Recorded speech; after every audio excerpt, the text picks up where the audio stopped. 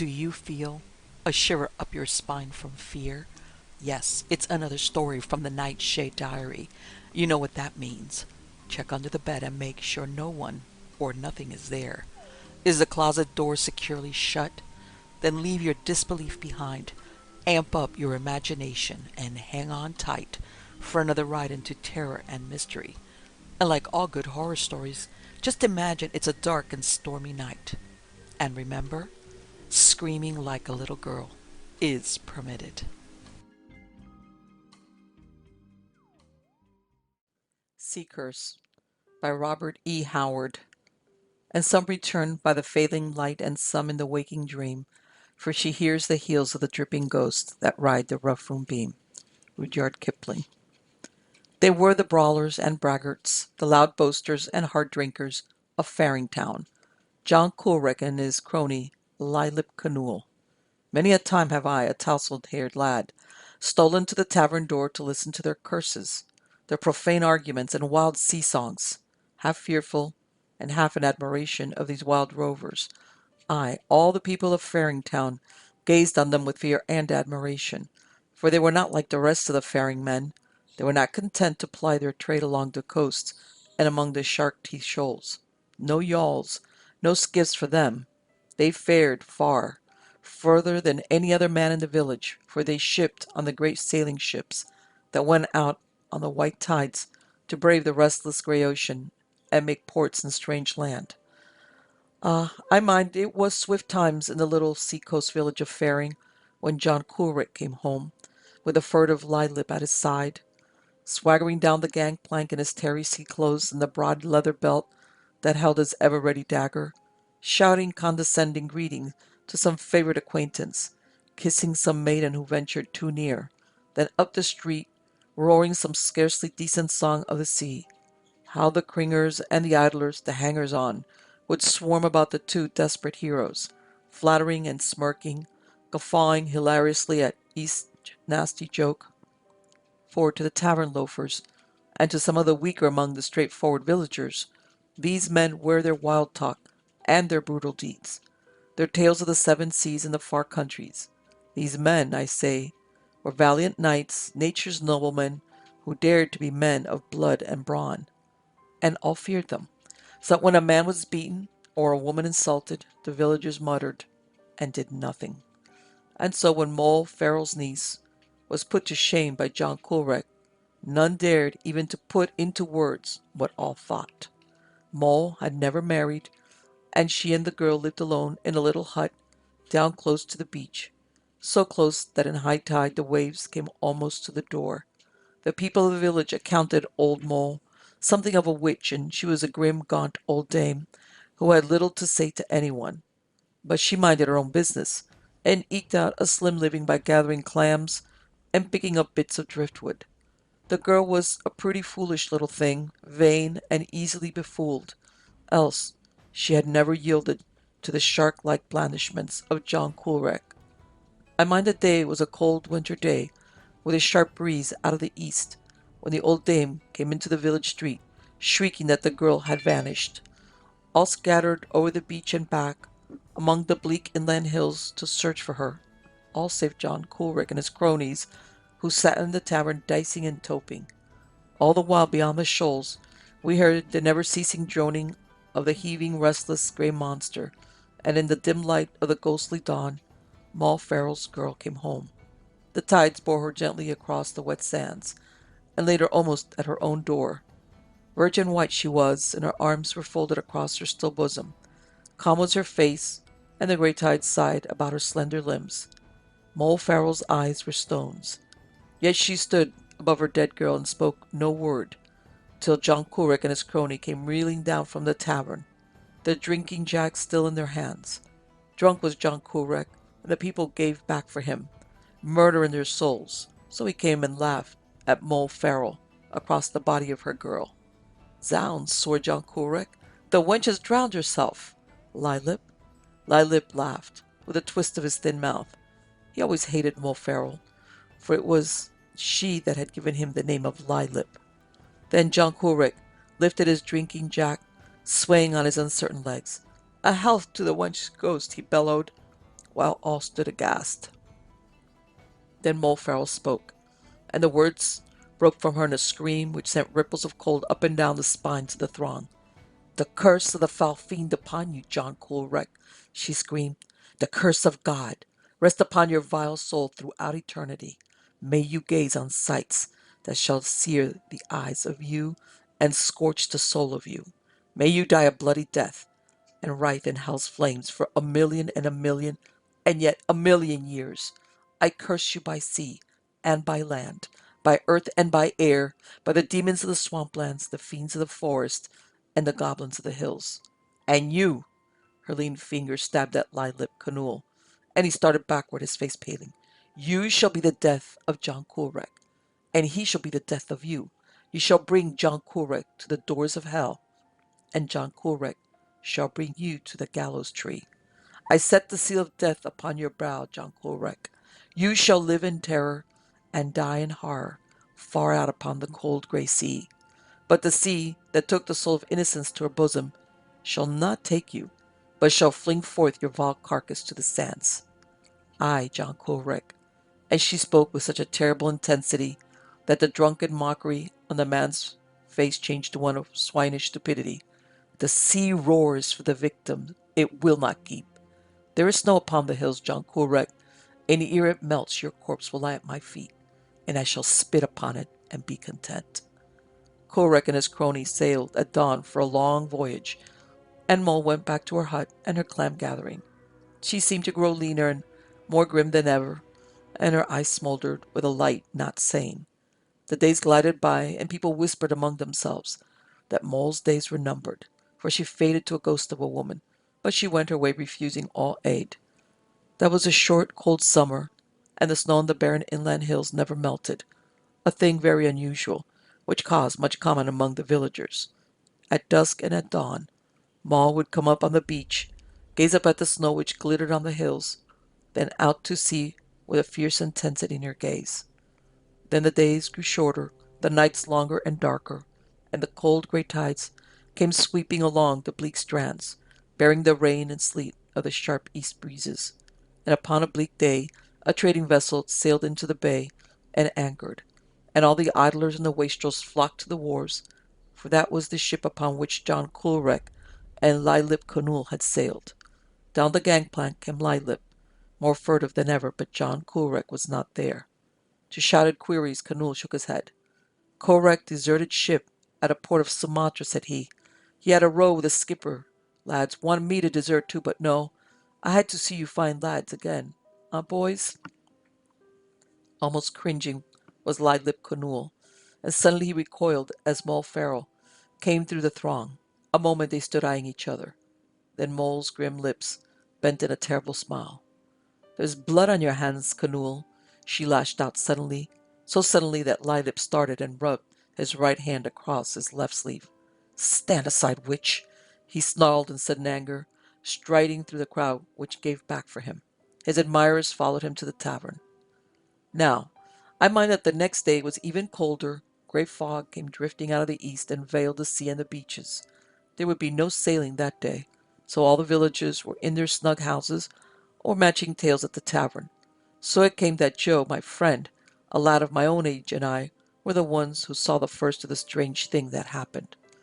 Being harum-scarum lads of no wisdom, we were sitting in a small rowboat, floating at the end of the wharves, each shivering and wishing the other would suggest leaving, there being no reason whatever for our being there, save that it was a good place to build air castles undisturbed.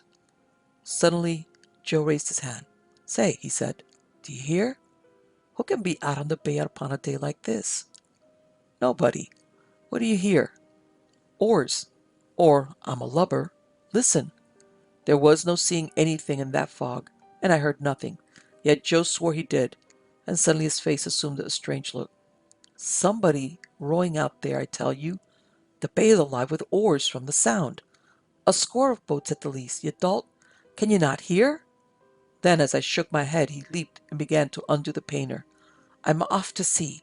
Name me liar if the bay is not full of boats, all together like a close fleet. Are you with me?" Yes, I was with him, though I heard nothing. Then out in the grayness we went, and the fog closed behind, and before, so that we drifted in a vague world of smoke, seeing not and hearing not. We were lost in no time, and I cursed Joe for leading us upon a wild goose chase that was like to end with our being swept out to sea. I thought of Mole Farrell's girl and shuddered. How long we drifted, I know not. Minutes fade into hours, hours into centuries.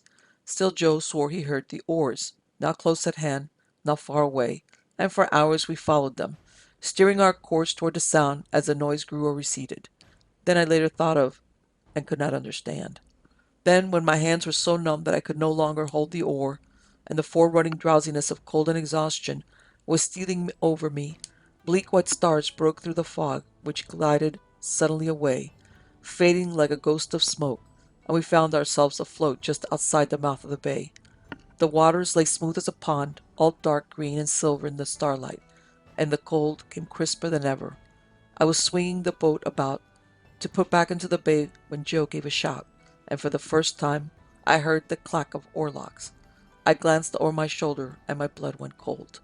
A great beaked prow loomed above us, a weird, unfamiliar shape against the stars, and as I caught my breath, sheered sharply and swept by us with a curious swishing I never heard any other craft make. Joe screamed and backdoored frantically, and the boat walled out of the way just in time, for though the prow missed us, still otherwise we had died.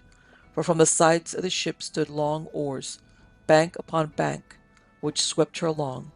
Though I had never seen such a craft, I knew her for a galley. But what was she doing upon our coasts?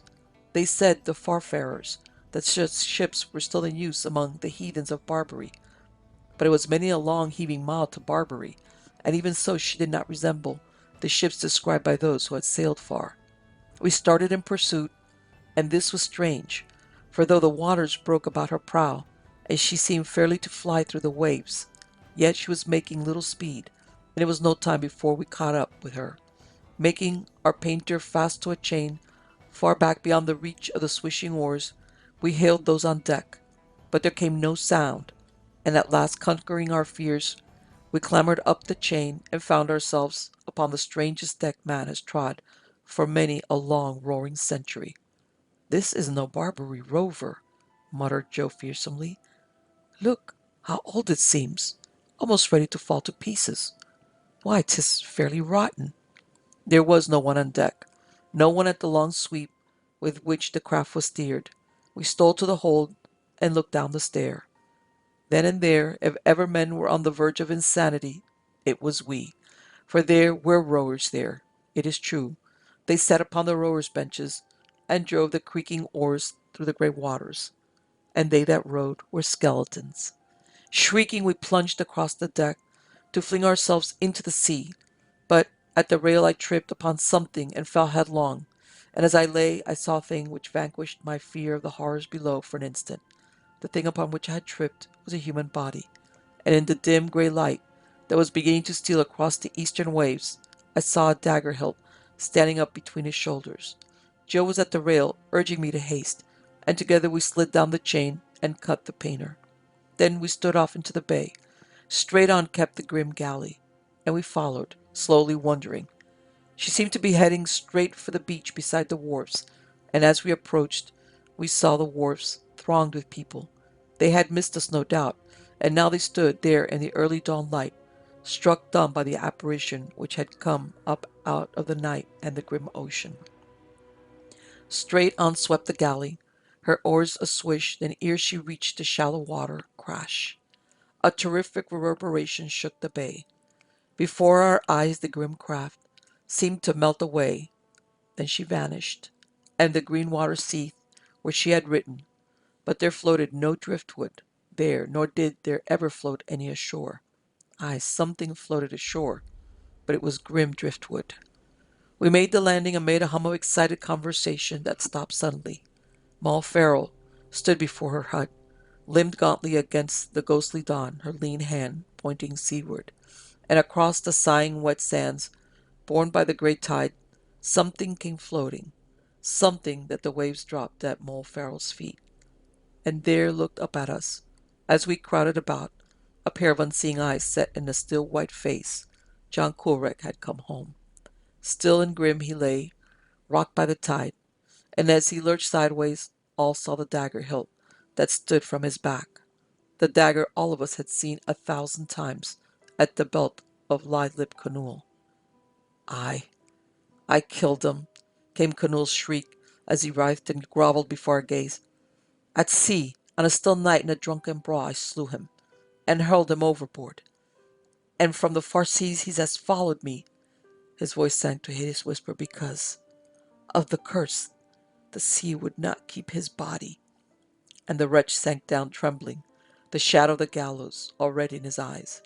Aye, strong, deep, and exultant was Moll Farrell's voice. From the hell of lost craft Satan sent a ship of bygone ages, a ship red with gore and stained with the memory of horrid crimes. None other would bear such a vile carcass. The sea has taken vengeance and has given me mine. See now how I spit upon the face of John Coolwreck. And with a ghastly laugh she pitched forward, the blood starting to her lips, and the sun came up across the restless sea. The Brute by Joseph Conrad. Dodging in from the rain-swept street, I exchanged a smile and a glance with Miss Blank in the bar of the Three Crows. This exchange was effected with extreme propriety. It is a shock to think that, if still alive, Miss Blank must be something over 60 now. How time passes. Noticing my gaze directed inquiringly at the partition of glass and varnished wood, Miss Blank was good enough to say encouragingly, "Only Mr. German and Mr. Stoner in the parlor, with another gentleman I've never seen before." I moved towards the parlor door, a voice discoursing on the other side. It was but a matchboard partition, rose so loudly that the concluding words became quite plain in all their atrocity. "That fellow Wilmot fairly dashed her brains out, and a good job, too."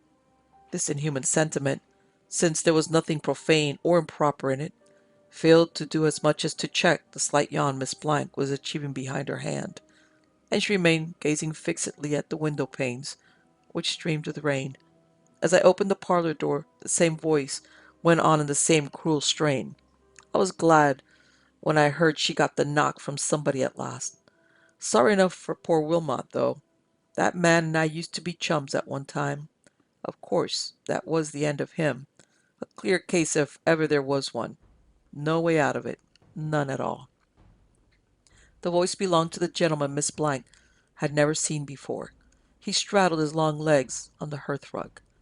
German, leaning forward, held his pocket handkerchief spread out before the grate. He looked back dismally over his shoulder, and as I slipped behind one of the little wooden tables, I nodded to him. On the other side of the fire, imposingly calm and large, sat Mr. Stoner, jammed tight into a capacious Windsor armchair. There was nothing small about him but his short, white side whiskers. Yards and yards of extra superfine blue cloth, made up into an overcoat, reposed on a chair by his side. And he must have just brought some liner from sea, because another chair was smothered under his black waterproof, ample as a pall and made of threefold oil silk, double-stitched throughout. A man's handbag of the usual size looked like a child's toy on the floor near his feet. I did not nod to him. He was too big to be nodded to in that parlor. He was a senior Trinity pilot, and condescended to take his turn in the cutter only during the summer months. He had been many times in charge of royal yachts in and out of Port Victoria. Besides, it's no use nodding to a monument, and he was like one. He didn't speak, he didn't budge, he just sat there, holding his handsome old head up, immovable and almost bigger than life. It was extremely fine. Mr. Stoner's presence reduced old German to a mere shabby wisp of a man, and made the talkative stranger in tweeds on the hearthrug look absurdly boyish. The latter must have been a few years over 30, and was certainly not the sort of individual that gets abashed at the sound of his own voice, because gathering me in, as it were by a friendly glance, he kept it going without a check. "I was glad of it," he repeated emphatically. "You may be surprised at it, but then you haven't gone through the experience I've had of her. I can tell you, it was something to remember. Of course, I got off scot-free myself, as you can see. She did her best to break up my pluck for me, though. She jolly near drove as fine a fellow as ever lived into a madhouse. What do you say to that, Not an eyelid twitched in Mr. Stoner's enormous face. Monumental. The speaker looked straight into my eyes. It used to make me sick to think of her going about the world murdering people. German approached the handkerchief a little nearer to the grate and groaned. It was simply a habit he had. I've seen her once, he declared with mournful indifference. She had a house. The stranger in tweeds turned to stare down at him, surprised. She had three houses, he corrected authoritatively, but German was not to be contradicted. She had a house, I say, he repeated with dismal obstinacy. A great, big, ugly white thing. You could see it from miles away, sticking up. So you could, assented the other readily. It was old Colchester's notion, though he was always threatening to give her up. He couldn't stand her racket any more, he declared. It was too much of a good thing for him. He would wash his hands of her, if he never got hold of another, and so on. I dare say he would have chucked her only, it may surprise you, his missus wouldn't hear of it. Funny, huh? But with women, you never know how they will take a thing.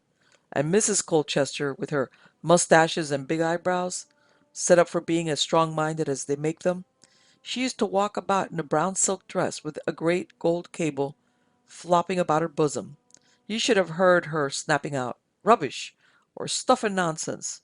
I dare say she knew when she was well off. They had no children, and had never set up a home anywhere. When in England she just made shift to hang out anyhow in some cheap hotel or boarding house. I dare say she liked to get back to the comforts she was used to. She knew very well she couldn't gain by any change. And moreover, Colchester, though a first-rate man, was not what you may call in his first youth, and perhaps she may have thought that he wouldn't be able to get a hold of another, as he used to say, so easily. Anyhow, for one reason or another it was rubbish and stuff and nonsense for the good lady. I overheard once young Mr. Apps himself say to her confidentially, "I assure you, Mrs. Colchester, I'm beginning to feel quite unhappy about the name she's getting for herself." "Oh," says she with her deep little hoarse laugh, "if one took notice of all the silly talk, and she showed Apps all her ugly false teeth at once, it would take more than that to make me lose my confidence in her, I assure you," says she. At this point, without any change of facial expression, Mr. Stoner emitted a short sardonic laugh. It was very impressive, but I didn't see the fun. I looked from one to another. The stranger on the hearthrug had an ugly smile. And Mr. Apps shook both Mrs. Colchester's hands. He was so pleased to hear a good word said for their favorite. All these Appses, young and old, you know, were perfectly infatuated with that abominable, dangerous— I beg your pardon, I interrupted, for he seemed to be addressing himself exclusively to me, but who on earth are you talking about? I am talking of the Apps family, he answered courteously.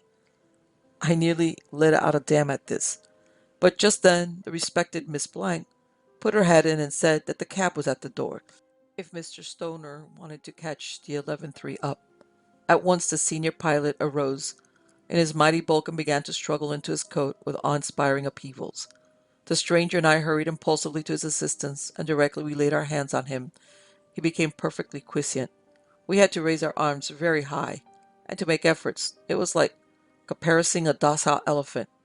With a "Thanks, gentlemen," he dived under and squeezed himself through the door in a great hurry. We smiled at each other in a friendly way.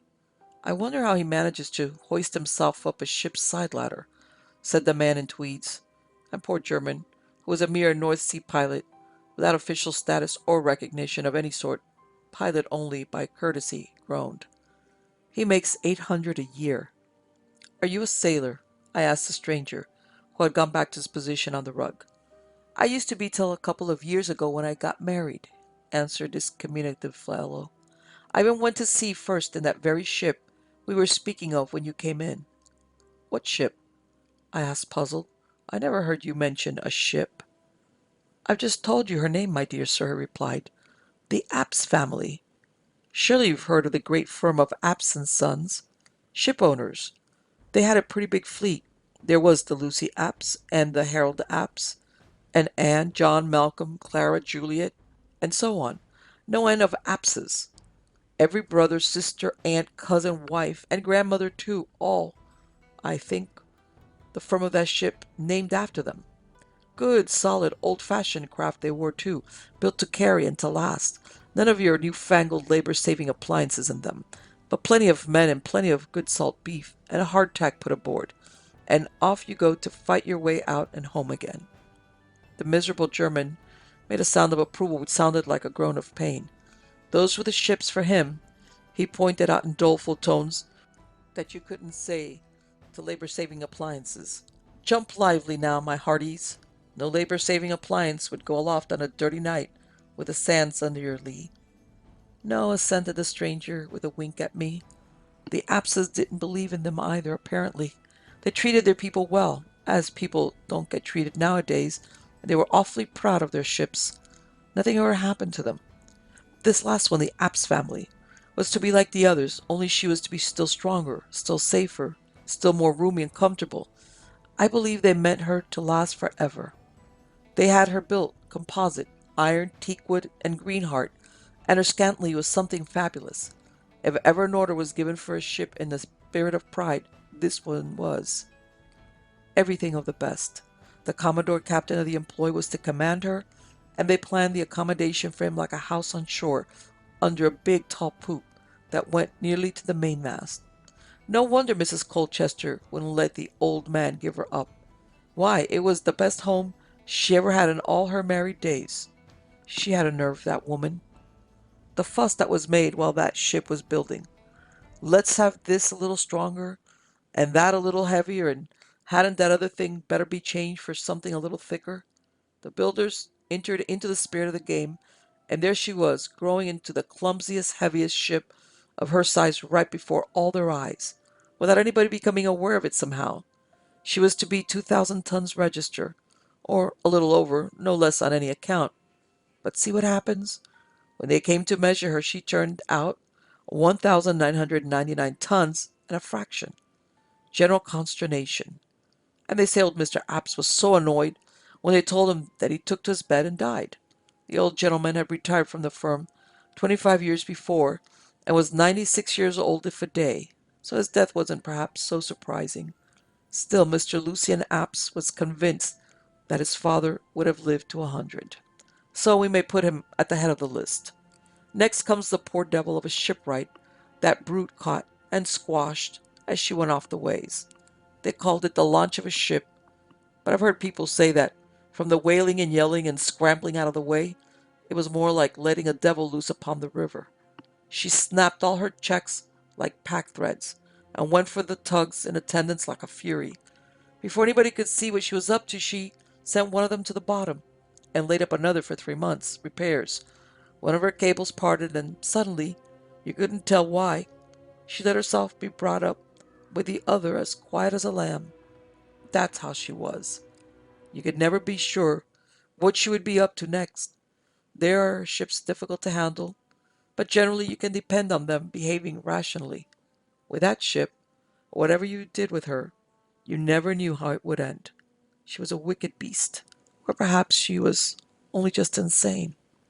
He uttered his supposition in so earnest a tone that I could not refrain from smiling. He left off biting his lower lip to apostrophize me. Huh, why not? Why couldn't there be something in her build, in her lines corresponding to, what, madness? Only something just a tiny bit wrong in the make of your brain. Why shouldn't there be a mad ship? I mean mad in a ship-like way, so that under no circumstances could you be sure she would do what any other ship would naturally do for you. There are ships that steer wildly, and ships that can be quite trusted always to stay. Others want careful watching when running in a gale, and again there may be a ship that will make heavy weather of it in very little blow. But then you expect her to be always so. You take it as part of her character, as a ship, just as you take account of a man's peculiarities of temper when you deal with him. But with her you couldn't. She was unaccountable. If she wasn't mad, then she was the most evil-minded, underhand, savage brute that ever went afloat. I've seen her run in a heavy gale beautifully for 2 days, and on the third day broached to twice in the same afternoon. The first time she flung the helmsman clean over the wheel, but as she didn't quite manage to kill him, she had another try about 3 hours afterwards. She swamped herself fore and aft, burst all the canvas we had set, scared all hands into a panic, and even frightened Mrs. Colchester down there in those beautiful stern cabins that she was so proud of. When we mustered the crew, there was one man missing. Swept overboard, of course, without being seen or heard. Poor devil. And I only wonder more of us didn't go. Always something like that. Always. I heard an old mate tell Captain Colchester once that had come to this with him, that he was afraid to open his mouth to give any sort of order. She was as much of a terror in harbor as at sea. You could never be certain what would hold her. On the slightest provocation she would start snapping ropes, cables, wall hawsers, like carrots. She was heavy, clumsy, unhandy, but that does not quite explain that power for mischief she had. Somehow, when I think of her, I can't help remembering what we heard of incurable lunatics breaking loose now and then. He looked at me inquisitively, but of course I couldn't admit that a ship could be mad. In the ports where she was known, he went on, they dreaded the sight of her. She thought nothing of knocking away 20 feet or so of solid stone facing off a quay or wiping off the end of a wooden wharf.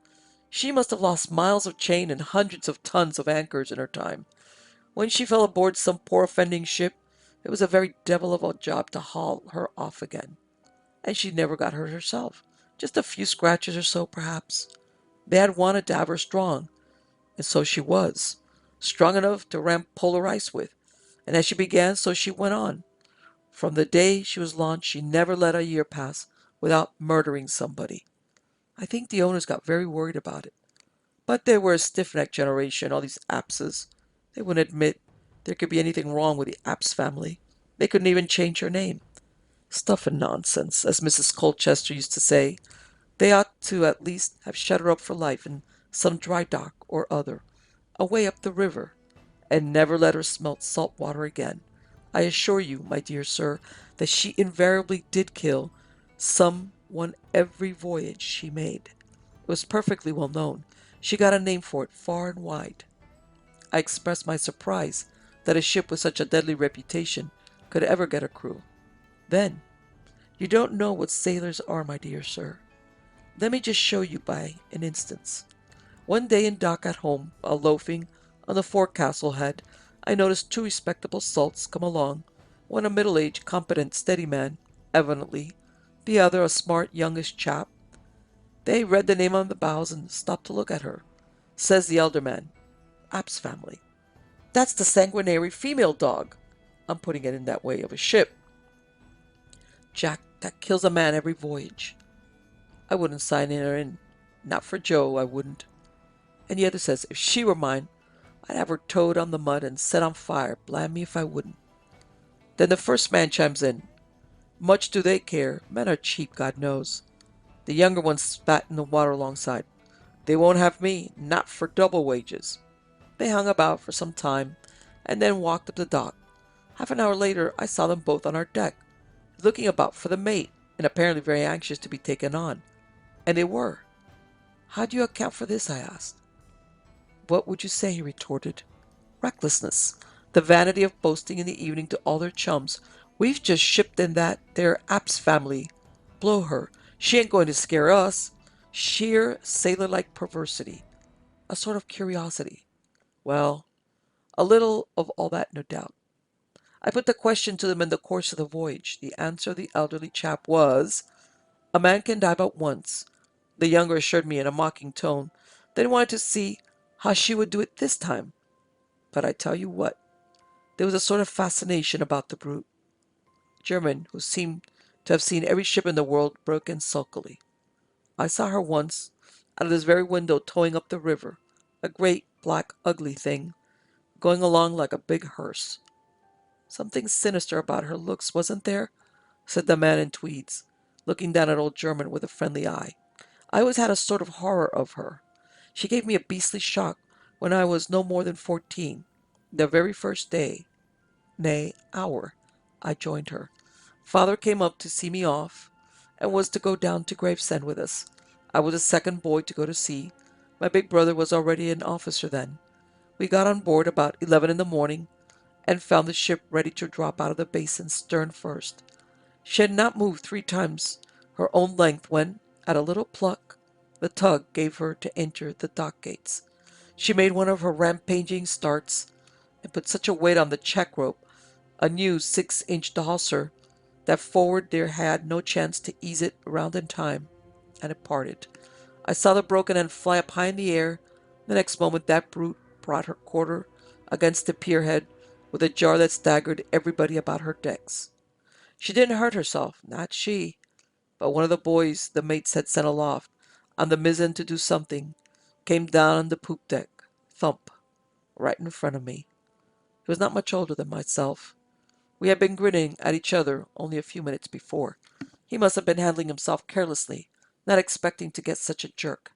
I heard a startled cry, "Oh!" in a high treble as he felt himself going, and looked up in time to see him go limp all over as he fell. Poor father was remarkably white about the gills when we shook hands in Gravesend. "Are you all right?" he says, looking hard at me. "Yes, father." "Quite sure?" "Yes, father." "Well then, good boy, my boy." He told me afterwards that for half a word he would have carried me off home with him there and then. "I am the baby of the family, you know," added the man in tweed, stroking his mustache with an ingenious smile. I acknowledged this interesting communication by a sympathetic murmur. He waved his hand carelessly. This might have utterly spoiled a chap's nerve for going aloft, you know. Utterly. He fell within 2 feet of me, cracking his head on a mooring bit. Never moved. Stone dead. Nice-looking little fellow he was. I had just been thinking we would be great chums. However, that wasn't yet the worst that brute of a ship could do. I served in her 3 years of my time, and then I got transferred to the Lucy Apps for a year. The sailmaker we had in the Apps family turned up there too, and I remember him saying to me on one evening after we had been a week at sea, "Isn't she a meek little ship?" No wonder we thought the Lucy Apps a dear meek little ship after getting clear of that big rampaging savage brute. It was like heaven. Her officers seemed to me the restfulest lot of men on earth. To me, who had known no ship but the Apps family, the Lucy was like a sort of magic craft that did what you wanted her to do of her own accord. One evening we got caught back pretty sharply from right ahead. In about 10 minutes we had her full again. Sheets aft, tacks down, decks cleared, and the officer of the watch leaning against the weather rail peacefully. It seemed simply marvelous to me. The others would have stuck for half an hour in irons, rolling her decks full of water, or knocking the men about, spars cracking, braces snapping, yards taking charge, and a confounded scare going on after because of her beastly rudder, which she had a way of flapping about to fit to raise your hair on end. I couldn't get over my wonder for days. Well, I finished my last year of apprenticeship in that jolly little ship. She wasn't so little either, but after that other heavy devil, she seemed but a plaything to handle. I finished my time and passed, and then, just as I was thinking of having 3 weeks of real good time on shore, I got at breakfast a letter asking me the earliest day I could be ready to join the Apps family as third mate. I gave my plate a shove that shot into the middle of the table. Dad looked at me over his paper. Mother raised her hands in astonishment, and I went out bareheaded into our bit of garden, where I walked around and round for an hour. When I came in again, Mother was out of the dining room, and Dad had shifted berth into his big armchair. The letter was lying on the mantelpiece. "It's very creditable to you to get the offer, and very kind of them to make it," he said. "And I see also that Charles has been appointed chief mate of that ship for one voyage." There was overleaf, a P.S. to that effect, in Mr. Apps's own handwriting, which I had overlooked. Charlie was my big brother. "I don't like very much to have two of my boys together in one ship," Father goes on in his deliberate, solemn way, "and I may tell you that I would not mind writing Mr. Apps a letter to that effect." Dear old Dad, he was a wonderful father. What would you have done? The mere notion of going back, and as an officer too, to be worried and bothered and kept on the jump night and day by that brute, made me feel sick. But she wasn't a ship you could afford to fight shy of. Besides, the most genuine excuse could not be given without mortally offending absent sons. The firm, and I believe the whole family, down to the old unmarried aunts in Lancashire, had grown desperately touchy about that accursed ship's character. This was the case for entering ready now from your deathbed if you wish to die in their good grace. That's precisely what I did answer, by wire, to have it over and done with at once. The prospect of being shipmates with my big brother cheered me up considerably, though it made me a bit anxious too. Ever since I remember myself as a little chap, he had been very good to me, and I looked upon him as the finest fellow in the world. And so he was. No better officer ever walked the deck of a merchant ship, and that's a fact. He was a fine, strong, upstanding, sun-tanned young fellow, with his brown hair curling a little and an eye like a hawk. He was just splendid. We hadn't seen each other for many years, and even his time, though he had been in England 3 weeks already, he hadn't shown up at home yet, but had spent his spare time in Surrey, somewhere making up to Maggie Colchester, old Captain Colchester's niece. Her father, a great friend of Dad's, was in the sugar broking business, and Charlie made a sort of second home of their house. I wondered what my big brother would think of me.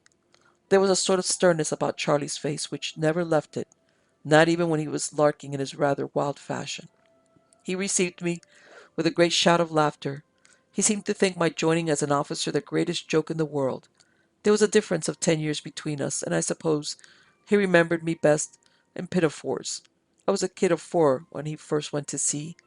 It surprised me to find how boisterous he could be. Now we shall see what you are made of, he cried, and he told me off by the shoulders, and punched my ribs and hustled me into his berth. Sit down, Ned. I'm glad of the chance of having you with me. I'll put the finishing touch to you, my young officer, providing you're worth the trouble. And first of all, get it well into your head that we are not going to let this brute kill anybody this voyage. We'll stop her racket. I perceived he was in dead earnest about it. He talked grimly of the ship, and how we must be careful and never allow this ugly beast to catch us napping with any of her damned tricks. He gave me a regular lecture on special seamanship for the use of the Abs family. Then, changing his tone, he began to talk at large, rattling off the wildest, funniest nonsense, till my sides ached with laughing. I could see very well he was a bit above himself with high spirits. It couldn't be because of my coming, not to that extent. But of course I wouldn't have dreamt of asking what was the matter. I had a proper respect for my big brother, I can tell you. But it was all made plain enough a day or two afterwards, when I heard that Miss Maggie Colchester was coming for the voyage. Uncle was giving her a sea trip for the benefit of her health. I don't know what could have been wrong with her health. She had a beautiful color and a deuce of a lot of fair hair. She didn't care a rap for wind or rain or spray or sun or green seas or anything. She was blue-eyed, jolly girl, of the very best sort, but the way she cheeked my big brother used to frighten me. I always expected it to end in an awful row. However, nothing decisive happened till after we had been in Sydney for a week. One day, in the men's dinner hour, Charlie sticks his head into my cabin. I was stretched out on my back on the settee, smoking in peace. Come ashore with me, Ned, he says in his curt way. I jumped up, of course, and away after him down the gangway and up George Street. He strode along like a giant, and I at his elbow, panting. It was confoundedly hot. Where on earth are you rushing me to, Charlie? I made bold to ask. Here, he says. Here was a jeweler's shop. I couldn't imagine what he could want there. It seemed a sort of mad freak. He thrust under my nose 3 rings, which looked very tiny on his big brown palm, growling out, For Maggie. Which? I got a kind of scare at this. I couldn't make a sound, but I pointed at the one that sparkled white and blue. He put it in his waistcoat pocket, paid for it with a lot of sovereigns, and bolted out. When we got on board, I was quite out of breath. Shake hands, old chap, I gasped out. He gave me a thump on the back. Give what orders you like to the boatswain when the hands turn to, says he. I'm off duty this afternoon. Then he vanished from the deck for a while, but presently he came out of the cabin with Maggie, and these two went over the gangway publicly, before all hands, going for a walk together on that awful blazing hot day, with clouds of dust flying about. They came back after a few hours, looking very staid, but didn't seem to have the slightest idea where they had been. Anyway, that's the answer they both made to Mrs. Colchester's question at tea time. And didn't she turn on Charlie, with her voice like an old night cabman's? Rubbish! Don't know where you've been? Stuff and nonsense! You've walked the girl off her legs? Don't do it again? It's surprising how meek Charlie could be with that old woman. Only on one occasion he whispered to me, I'm jolly glad she isn't Maggie's aunt except by marriage. There's no sort of relationship. But I think he let Maggie have too much of her own way. She was hopping all over that ship in her yachting skirt and red tam o' shanter like a bright bird on a dead black tree. The old salts used to grin to themselves when they saw her coming along and offered to teach her knots or splices.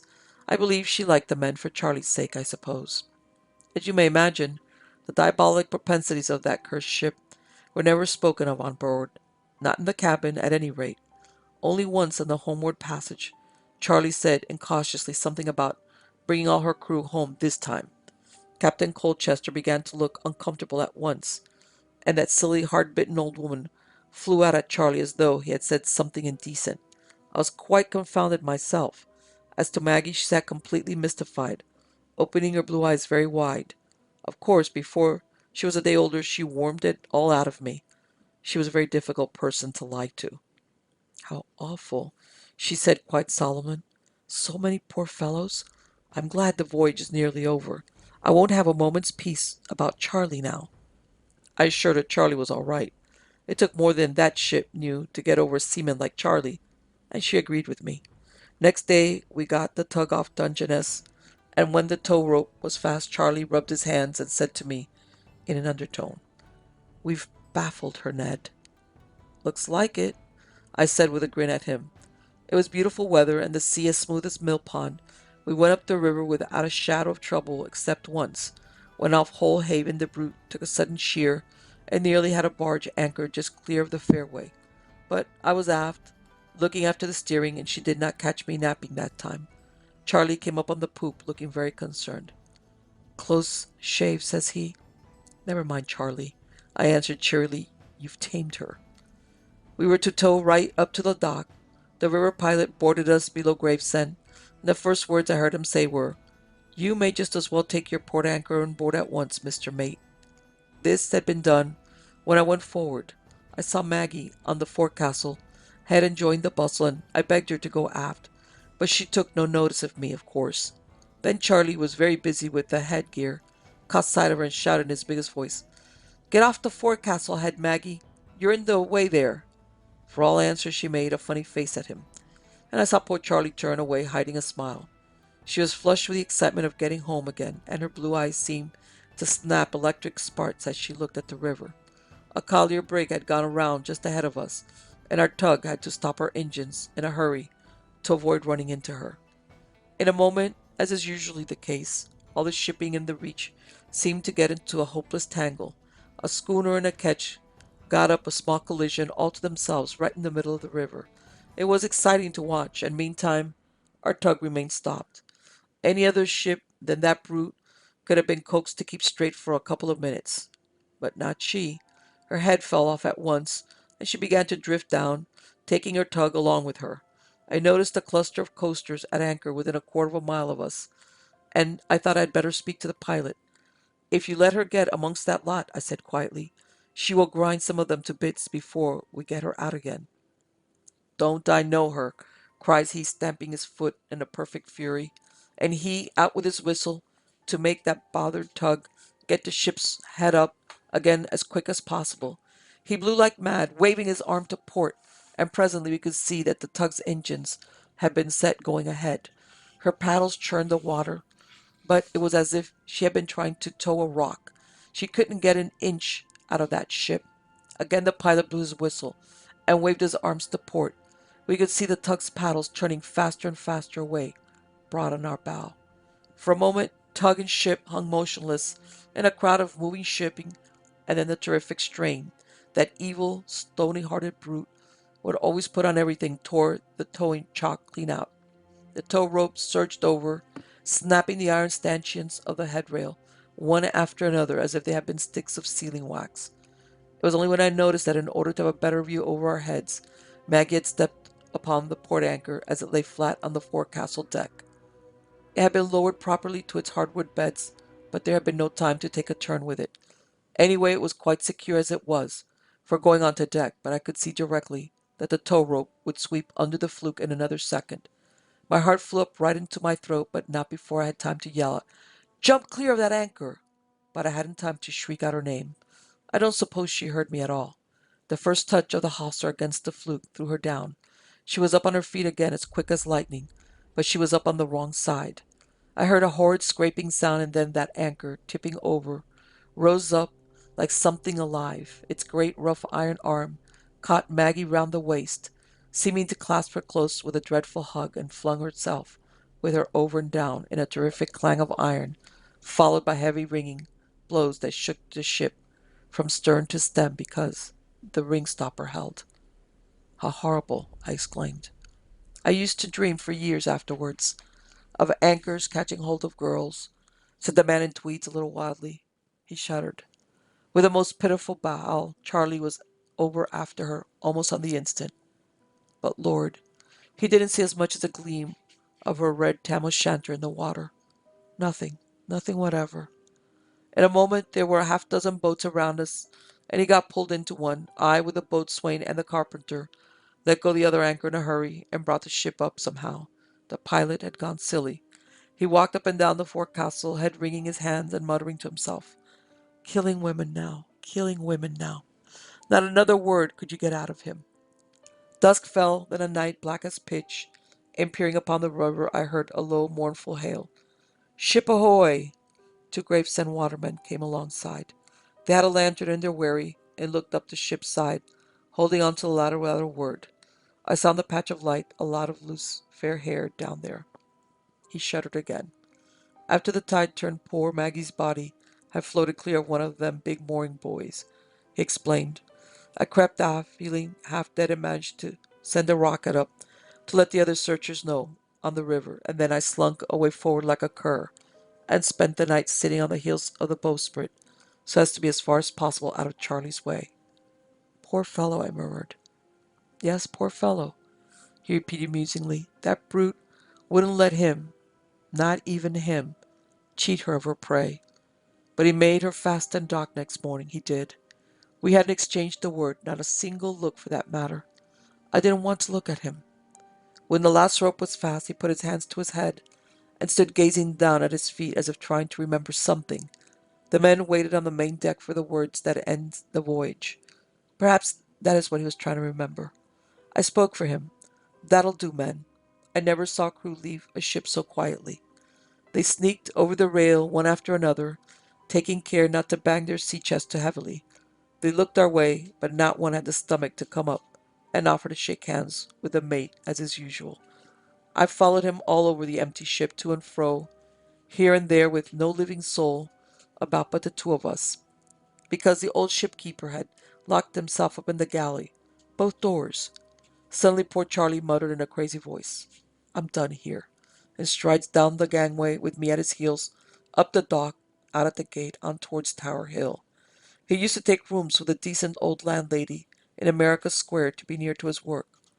All at once he stops short, turns around, and comes back straight at me. "Ned," says he, "I am going home." I had the good luck to sight a four-wheeler and got him just in time. His legs were beginning to give way. In our hall he fell down on a chair, and I'll never forget father's and mother's amazed, perfectly still faces as they stood over him. They couldn't understand what had happened to him till I blubbered out, "Maggie got drowned yesterday in the river." Mother let out a little cry. Father looks from him to me and from me to him, as if comparing our faces, for upon my soul, Charlie did not resemble himself at all. Nobody moved, and the poor fellow raises his big brown hand slowly to his throat, and with one single tug rips everything open, collar, shirt, waistcoat. A perfect wreck and ruin of a man. Father and I got him upstairs somehow, and Mother pretty nearly killed herself nursing him through a brain fever. The man in tweeds nodded at me significantly. "There was nothing that could be done with that brute. She had a devil in her." "Where's your brother?" I asked, expecting to hear he was dead. But he was commanding a smart steamer on the China coast, and never home now. German fetched a heavy sigh, and the handkerchief, being now sufficiently dry, put up tenderly to his red and lamentable nose. She was a ravening beast. The man in tweed started again. Old Colchester put his foot down and resigned. And would you believe it? Absent sons wrote to ask whether he would reconsider his decision. Anything to save the good name of the Apps family. Old Colchester went to the office then and said that he would take charge again, but only to sail her out into the North Sea and scuttle her there. He was nearly off his chump. He used to be darkish iron gray, but his hair went snow white in a fortnight. And Mr. Lucian Apps, they had known each other as young men, pretended not to notice it. Here's infatuation, if you like. Here's pride for you. They jumped at the first man they could get to take her, for fear of the scandal of the Apps family not being able to find a skipper. He was a festive soul, I believe, but he stuck to her grim and hard. Wilmot was his second mate, a harum-scarum fellow, and pretending to a great scorn for all the girls. The fact is, he was really timid, but let only one of them do as much as lift her little finger in encouragement, and there was nothing that could hold that beggar. As apprentice once, he deserted abroad after petticoat, and would have gone to the dogs then if his skipper hadn't taken the trouble to find him and lug him by the ears out of some house of perdition or other. It was said that one of the firm had been heard once to express a hope that this brute of a ship would get lost soon. I can hardly credit the tale unless it might have been Mr. Alfred Apps, whom the family didn't think much of. They had him in the office, but he was considered a bad egg altogether, always flying off to race meetings and coming home drunk. You would have thought that a ship so full of deadly tricks would run herself ashore some day out of sheer cussedness. But not she. She was going to last forever. She had a nose to keep off the bottom. German made a grunt of approval. A ship after a pilot's own heart, jeered the man in tweeds. Well, Wilmot managed it. He was the man for it. But even he perhaps couldn't have done the trick without that green-eyed governess or nurse or whatever she was to the children of Mr. and Mrs. Pamphilius. Those people were passengers in her from Port Adelaide to the Cape. Well, the ship went out and anchored outside for the day. The skipper, hospitable soul, had a lot of guests from town to a farewell lunch, as usual with him. It was 5 in the evening, before the last shore boat left the side, and the weather looked ugly and dark in the Gulf. There was no reason for him to get under way. However, as he had told everybody he was going that day, he imagined it was proper to do so anyhow. But as he had no mind after all these festivities to tackle the straits in the dark, with a scant wind he gave orders to keep the ship under lower topsails and foresail as close as she could lie, dodging along the land till the morning. Then he sought his virtuous couch. The mate was on deck, having his face washed very clean with the hard rain squalls. Wilmot relieved him at midnight. The Apts family had, as you observed, a house on her poop.